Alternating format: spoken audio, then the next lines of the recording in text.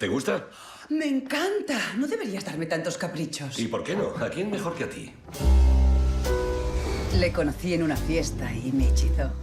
Jasmine's somebody who, I mean, she's an Upper East Side princess in a lot of ways.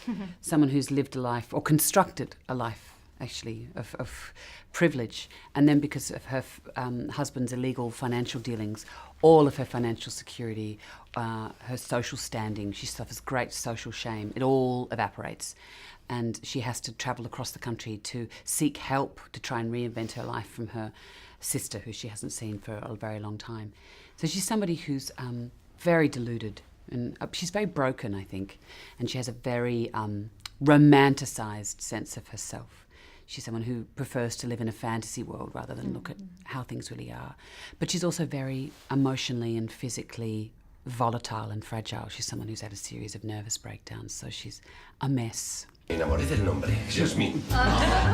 Nunca he estado en San Francisco. Me voy a quedar con mi hermana. ¡Jasmine! ¡Oh, Dios mío! ¿Cómo estás? Tu casa es acogedora. Ha habido turbulencias. La comida horrible. Para ir en primera clase, no sé. ¿Pero no estabas tiesa? Me he arruinado.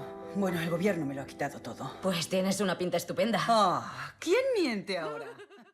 It isn't that interesting? I think that happens in a lot of families, that even people who are brought up in the same household can speak entirely different ways. But the thing about Jasmine is she's constructed herself. She's a complete figment of her own imagination. You know, the way she's changed her name, she's invented the way she speaks. She's tried to become that princess that she's always wanted to be. So she's a fiction. Bueno, ahora que está arruinada, se viene a vivir contigo. No solo está arruinada, está muy tocada. Se ría de mí. ¿Me oyes, Hal? Disculpe, ¿habla conmigo? Ginger me ha contado la movida. Un día estás en lo más alto y al otro resulta que estás con un golfo.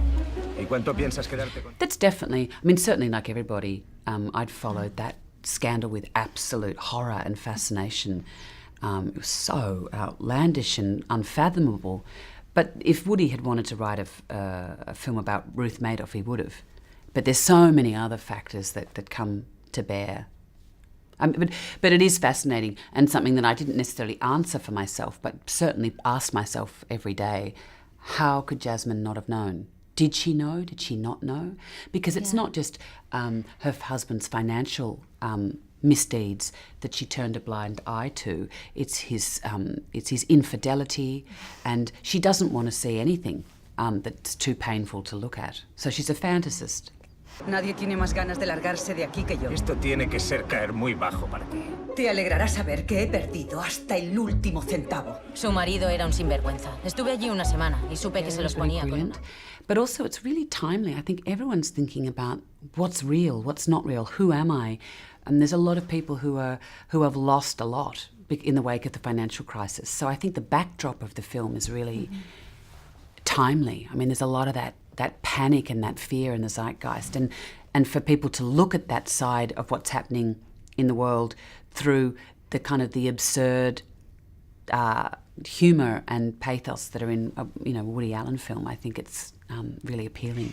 Solo estás con fracasados porque eso es lo que crees que te mereces y por eso nunca tendrás una vida mejor. ¡Ella pasa de ti! ¡Es una falsa! ¿Podéis dejar de pelearos? Me encuentro fatal. No sé, el calmante llega con retraso. I mean, you say that, challenging roles. Yes, and of course Jasmine was an incredibly challenging role to play. But, there are also amazing opportunities. And even the three that you mentioned, it was to work with Peter Jackson, it was to work with David Fincher, and in this instance it's to work with Woody Allen. And when they call and say they'd like to work with you, you'd be an idiot to turn it down. And of course, once you've said yes, you get incredibly anxious and you think, how am I going to do this? But then you just put one foot in front of the other and try and put it together and hope for the best. Ansiedad, pesadillas y una crisis nerviosa. Hay un límite de traumas soportables antes de que una salga a la calle y empiece a pegar gritos. There's a lot of direction in those scripts. The way, what a character does, what they say. You don't want to change a word or a moment. It's all there. The situations they find themselves in. And the films are cast so uniquely, often quite unusually. You know, for example, in this, to have Louis C.K. and Andrew Dice Clay along with Alec Baldwin and Bobby Cannavale, there are a lot of theatre actors in this, and Sally Hawkins. They're always really interestingly cast. And if you ask him a question, he'll answer it. But if he doesn't have anything to say, likewise, he won't say anything.